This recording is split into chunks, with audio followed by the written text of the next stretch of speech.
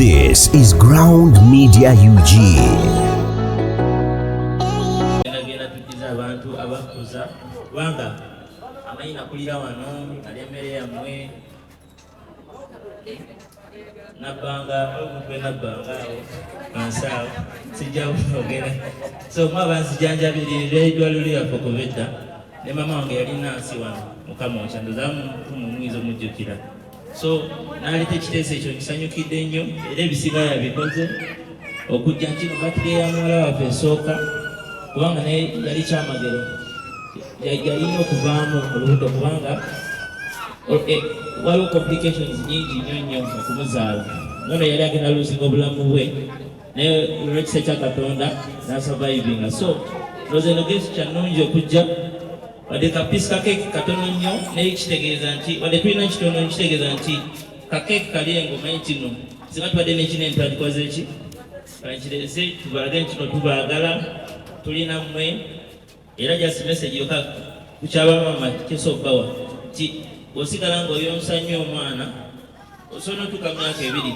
kiyamba omwana okukula immunity nga eri strong n'obwongo bwe era waliwo abaana bayonsa ennyo babeera banjawulo nnyo so temulekera okuyonsa abaana paka nga yaliko yekka mukama abeere nammwe amena soko tunyonyole mu lunaku olwaleero tukulaba olimu is it a give back to community.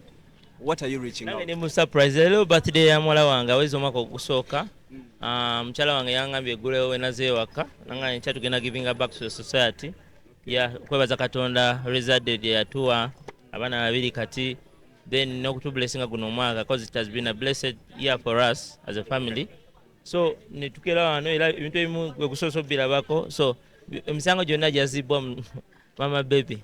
Okay. Yeah, so tuze to giving back to society bamama bazogema abaana then tubabulieko engeri y'okusigala nga ba breastfeedinga okumeka sure kino omwana okuba breast milk yali important nnyo ku nkula y'omwana. Daxx oli omu ku bantu bamanyi ng'omuntu akulidde ekamoja wano wooli we tugambe nti eddwaliro likujjanjaba engo wano banzijanjabanga n'omusumali we gwanfumitanga ndi ddoogo bajja ne bankuba no shoti za tetanus malaria biki kubanga no costs bameka sure nti no costs ziri low nnyo n'obanga ofuna katono nnyo okubeera nga oli healthy ng'ojja kulina eddwaliro ly'ekamoja so ne tugaa nti no tugenze back to the roots ne tugaa tukomewo tugezeeko okukola kisobola katono wadde si kinene naye nga nebinene tujja bikola mukama wanaatusaasira. Is this the first outreach gy'osoose okukola wamu ne mama w'abaana bo? Kubanga eno yagikulembedde naye waliwo gye twakola my last birthday we gave out clothes mu gete wansi ne tukaa kati every year tugenda giving back on my birthday naye kati birthday ya Sinza yensazeeko so it's a blessing. Daxx omukwano ogumazemu bbanga ki? I was born in love era bazadde bange bali mukwano okunzaala era nenkula nga njagalibwa just kati advanced love eno njingiddemu mu myaka egiwera. Omuntu ayinza okukwebuuza omuntu ayinza okwebuuza essaawa zino nti Daxx oli mulaavu essaawa zino olina abaana babiri embaga tuyinza ogisuubira kubanga ye mukulu we twamulaba embaga ye yagiteekateeka n'agikola mu myaka emito. Owulidde mukulu wange tulina bakulu bange balaba bikole byonna then sisabayisa mu maaso kati naye tujja kugamba essaawa zino ensonga endala z'oyinza okugamba ezirwana ezigenda mu maaso just kyenjiza wano breastfeeding okubeera omuzadde abakazi bano bayita mu bintu bingi nnyo this process era oli musajja nga oleeyo lwana nnyo obeere ng'osupporting omukazi kubanga ebimu sibisobola maani okitegeera so big up to all the mothers out there abazaala era musigale nga muzaala kubanga Nigeria erifuka yakabi kubanga balina population enene kimanyi economy eri down analya kibiki naye naye tewamanya kyolirya okitegeera so tuzaale ebintu bijja tereera wetubanga tuli bangi. Engeri gy'okubiriza okuzaala olunaku olwaleero waliwo bill gye basuubira okujja mu parliament okuintroducing contraceptive pills mu masomero on the age of 16 girls. What is your take about this? No, contraceptives ensonga wakinga meno omwana alimirako ezo contraceptives zali zise mukyala wange biki ebyo oba bitawaca ezo pills biki ebyo so I think they have to be more careful balina okukola more sensitizing okitegeera more sensitizing okubulya abantu naye tubatwala biddagala ebyo because omwana ayinza okuva mu ssomero nga yeesiza ebyo naba nga tasobola zaala wanalwala cancer wanabaana or something like that okitegeera. Olunaku olwaleero you have a very one of it's the first trending song Believe njagala okumanya soko tuyiseemu about this new project of yours? No, like I said, this was a blessed year for us. No, mwana. Yeah, Katonda to bless him. He has blessed us with a beautiful song.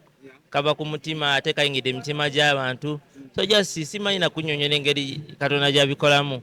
Yeah, but what I'm going to do ngenda keeping mbawe byakabi. Yeah, this song has helped us to go to another step. Okay. So we're going to continue fighting emberebere nga yakabi nnyo nga tuvimbawo nga tu giving back society. Njagala kumanya Daxx music goyimba. Are you more of the love music or you are this variety artist? I'm variety, but I'm the Daxx music. Vibe yona wejira. Lwakuba ennaku zino badde nnyo mulabulabo kati balabo kitegeera. Onajjanga ni musungu waba ojja kulabeera obusungu. So it would depend. Okay. Yeah. Tulaba ebiseera ebisinga abayimbi abatono ddala generation yammwe baze batuwaamuko concerts. Njagala okumanya Daxx Vibez. Essaawa zino you are on. The music is there. Njagala okumanya, can we expect anytime soon a concert or a launch? No, we have to build more social capital kubeera nga abantu kitegeera. Fan base egaziwa enough music ntino okusobola kubawana awo kitegeera ne banyumira. So tukyazimba mpola era time ojja kulaba etuuke nga it's what is necessary. But for now I have to give you music and yeah, vibe nawe bimanyi nawe. Yes, let's take it on an African level. Olunaku olwaleero wotunuulira katale ke tulina ka African music. How can you rate yourself in the new generation era? Nga olaba the class of Rema, twamulaba juzi we yakuba event yali Europe yali yakabi. So if Rema is 100, I think I'm a 60 now. But yeah, maybe by the end of next year I might be an 80. So never know.